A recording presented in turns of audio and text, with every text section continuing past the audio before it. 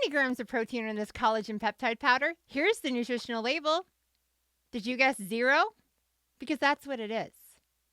It's 0. Collagen is not a protein. It does not help you with muscle protein synthesis. Let me show you why. Look at the back of the label. It says 19 grams of protein. But yet the DV, your daily value, based on a 2,000 calorie diet that the FDA set up, says 0%. Now, here's a quality protein source, and let's look at its label. 25 grams of protein. And how much is that daily value? 50% of your daily value. Collagen, 0. Whey protein isolate, 50%. Are you confused yet? I was too, don't worry. And it's not your fault. It's misleading marketing techniques. Go into the store of Costco and they sell this brand. What is the title of the company? What's the name of the company? Vital Proteins. And I think that they did it on purpose because they knew that they couldn't call proteins on the labeling. Under the FDA rules, they can't write, good source of protein. They can't write that on collagen. So this company got away with it by putting Vital Proteins as their whole ass company name. If you're new here, I'm Candace. I've lost 102 pounds in 9 months on a GLP-1 journey. And I have gained, here's the important part, I have gained almost 16 pounds of muscle. I think it's 0.1 or 0.2 shy of 16 pounds of lean muscle mass. And it's not done on some Brinfo scale or your smart scale at home. I get medical DEXA scans so I can come with receipts. And here's the information from my last DEXA scan. 16 pounds of lean muscle and a severe calorie deficit. Now, we've all seen the videos floating around social media, people putting protein, the collagen peptides in their coffee and then counting it towards their daily goals.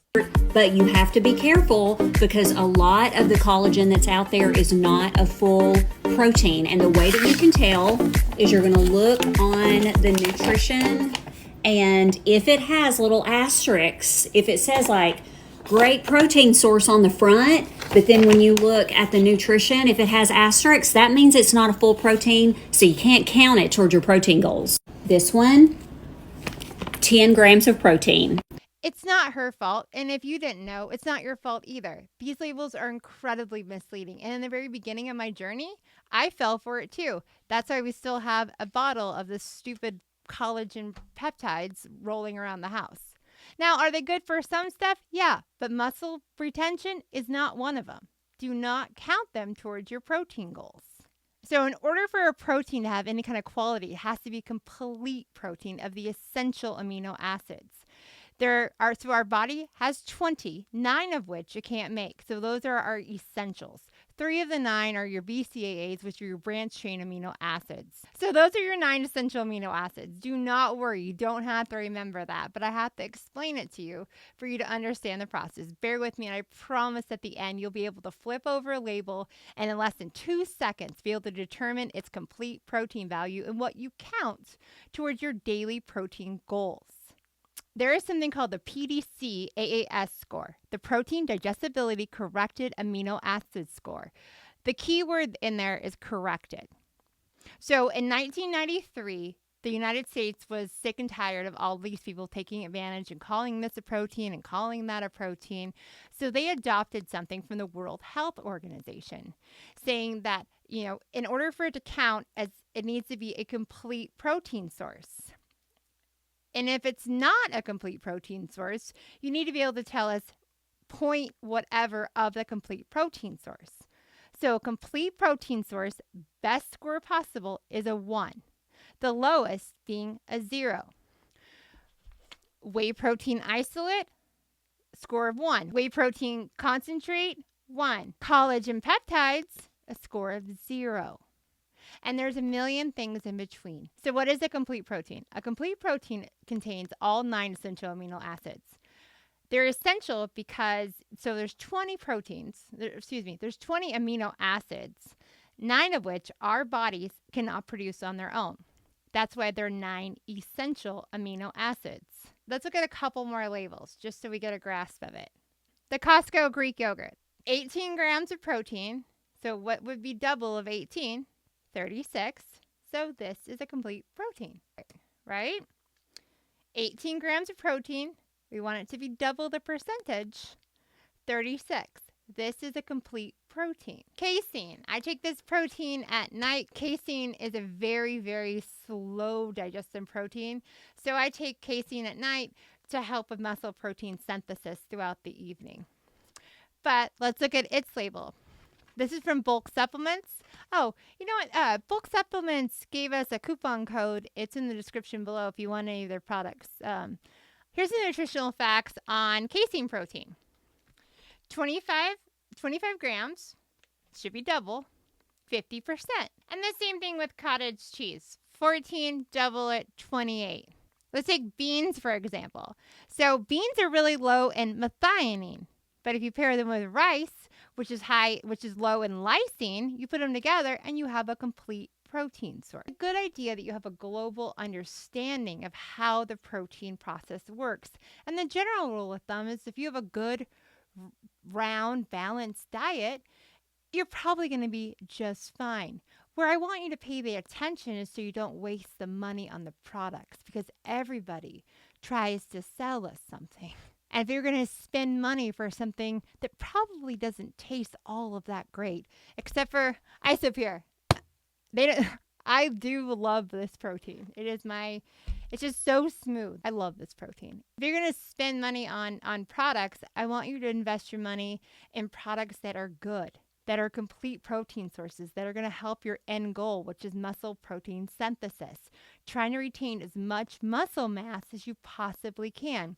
Because the more muscles that you keep on your body, they are calorically expensive. The more muscles you can keep on your body, the more calories you burn sleeping, laying on the sofa, watching football.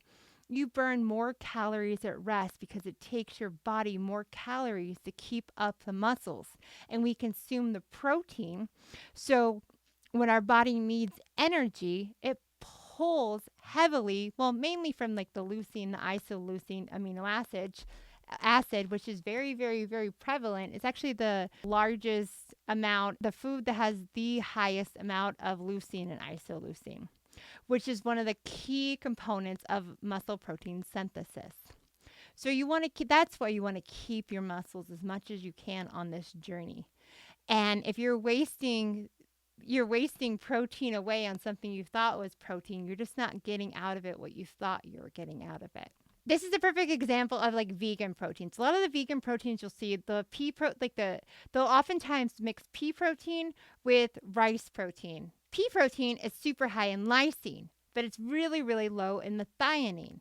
The rice protein is high in methionine, but it's low in the lysine. So you mix them together and you have a complete protein source. See what I'm getting at? So vegans, don't freak out. We gotcha. You might have to watch the video a couple times, or if there's, you know what, do me a favor. If there's parts of this that you don't understand, can you comment below so I could figure out how to explain it better? Because it's a really complicated subject, but once you get it, you get it. I guess the main takeaway is look at the back of the label. Whatever the protein source is, it should be double on the percentage side. So if it says 10 grams of protein, it should be 20%. So take that with you the next time you go to the supermarket, or just go right now when you finish this video. Pause it and go into your pantry and look around and see if you think the protein that's in there is actually the protein that's in there. I find it fascinating to learn about all this stuff because, you know what, before these medications, we never really felt like we had much power in our weight loss. But you take the food noise out of it, and then suddenly our brain is free to think about other things. And I find muscle protein synthesis and stuff like I find muscle protein synthesis and protein extremely fascinating. But I'm weird. So there's that. Okay, I gotta know. How many of you learned something? Like truly, like honestly, I want to know if you learned something.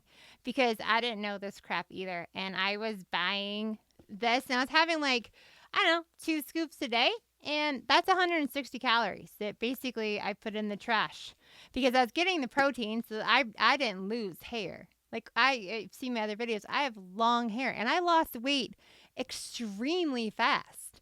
100 pounds in 9 months and gained 16 pounds of muscle. I had a little bit of hair shedding, but not the kind of hair loss I see floating around the internet. And I really attribute that to my protein values, my macros that I just have them so dialed in. And that's the reason why I think that I have not experienced hair loss. And for a woman, it's extremely devastating to lose your hair. If you have a subject matter that you would like me to cover, drop it in the comments below. I want to hear your ideas. This is your channel too. You guys helped build this thing in, what is it? This thing has been live for 4 months. And where were we? We have 2,000 subscribers. I didn't think we'd get to 2,000 subscribers for like 18 months. So this is your channel too. So what do you want me to cover? Drop it in the comments below. I really, really appreciate it. But my name is Candace Cunningham. Thank you so much for joining this episode of the Tea on GLP. Yep. That is just never going to get uncorny to say. Tea on GLP. I feel like the ShamWow guy. But wait, there's more.